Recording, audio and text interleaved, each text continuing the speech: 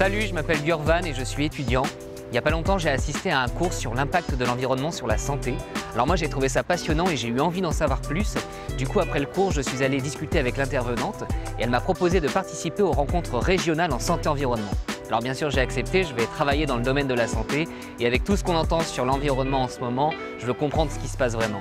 Alors je vais aller rencontrer des professionnels qui s'impliquent en santé-environnement pour leur poser des questions et leur demander des conseils. Ils sont en train de préparer leurs ateliers pour la rencontre régionale de la rentrée. Alors si vous aussi ça vous intéresse, eh bien, je vous emmène à la découverte avec moi.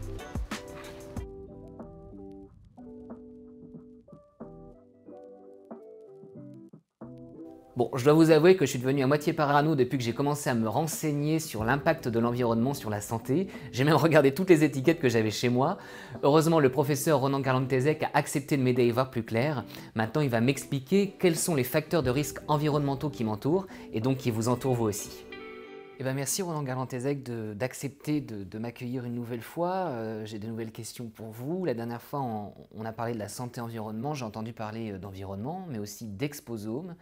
C'est quoi exactement l'exposome? Alors, l'exposome, c'est tout simplement l'ensemble des expositions auxquelles les individus sont exposés au cours de leur vie, de la période prénatale jusqu'à la fin de leur vie. D'accord, donc pour bien comprendre, par exemple, si je voyage, je remplis progressivement les pages de mon passeport, c'est un peu pareil en fait avec l'exposome, quand je vais en cours, quand j'entre chez moi, quand je sors avec des amis, je complète au fur et à mesure mon exposome, c'est bien ça? C'est bien ça en fait, on est continuellement exposé à tout un tas de substances chimiques, des agents physiques et des agents microbiologiques. Alors tous n'ont pas forcément d'effets négatifs ou positifs sur notre santé, mais on est exposé à tout un tas de substances. Et l'ensemble de ces expositions constitue l'exposome. Alors les polluants de l'environnement sont dangereux pour la santé humaine, mais si l'environnement est pollué, c'est quand même souvent à cause de l'activité humaine. Du coup, si j'agis sur mon mode de vie, je peux aussi réduire les risques environnementaux? Il y a quelques exemples qui existent également concernant des études d'intervention chez des personnes chez qui on substituait certains produits cosmétiques qui pouvaient contenir des perturbateurs endocriniens. On observait une diminution des niveaux d'exposition. Donc c'est la preuve que ça marche. Et il y a d'autres exemples comme ça, comme par exemple une alimentation biologique qui réduit la présence de certains pesticides dans des matrices biologiques. Oui, donc c'est quand même utile de regarder la liste des ingrédients sur nos produits comme la nourriture, le maquillage. Alors c'est utile, mais c'est pas simple. On a beaucoup parlé des risques, du coup j'ai vraiment l'impression qu'il y a des risques partout, mais est-ce qu'il y a aussi un impact positif de l'environnement? Effectivement, on parle beaucoup de risques et c'est normal, mais il y a aussi des facteurs environnementaux qui ont des actions bénéfiques sur la santé. Un exemple récent qu'on voit dans la littérature internationale, c'est l'impact bénéfique des contacts répétés avec les espaces verts naturels. Et cela, ça a été observé, des impacts positifs, notamment sur la grossesse, avec une diminution des risques de prématurité ou de retard de croissance, et même plus tard dans la vie, avec une diminution de risque de dépression.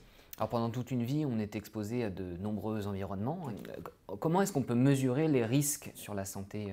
Quelle est la méthodologie que vous utilisez, vous, en épidémiologie? C'est différentes disciplines. La première à laquelle on pense, ce n'est pas du tout un ordre d'importance, mais ce sont des études où on maîtrise plus facilement les conditions, ce sont les études toxicologiques, où on va tester l'impact d'un ou de plusieurs polluants sur des cellules, c'est ce qu'on appelle la toxicologie in vitro, ou sur des animaux, c'est ce qu'on appelle la toxicologie in vivo. Alors bien sûr, ces éléments sont intéressants, mais ne suffisent pas à eux-mêmes, et donc il y a une importance à effectuer des études sur les populations humaines en utilisant ce qu'on appelle des outils d'épidémiologie, pour étudier le lien entre une ou plusieurs expositions environnementales et un ou plusieurs effets sur la santé. Enfin, il y a d'autres disciplines qui existent, qui sont liées à la mesure même de ces substances chimiques ou physiques dans nos environnements. Et donc, pour l'aspect chimique, il y a une importance à avoir un développement d'outils performants en termes de chimie analytique. Écoutez, merci beaucoup d'avoir répondu à mes questions. Je suis beaucoup moins parano maintenant. En tout cas, en ayant en tête ce concept d'exposome, j'ai envie de repenser certaines de mes habitudes et en tout cas en commençant par me poser peut-être plus de questions sur ce que je mange. Est-ce que pour terminer, vous pourriez me conseiller une nouvelle ressource en santé-environnement pour aller plus loin? Oui, alors il y a différentes ressources qui existent en ligne. Il y a ce qu'on appelle des MOOC, et notamment un MOOC de l'École des hautes études en santé publique, le HESP, qui s'intéresse à explorer et expliquer l'impact potentiel des substances chimiques sur la santé, et notamment les perturbateurs endocriniens. Merci.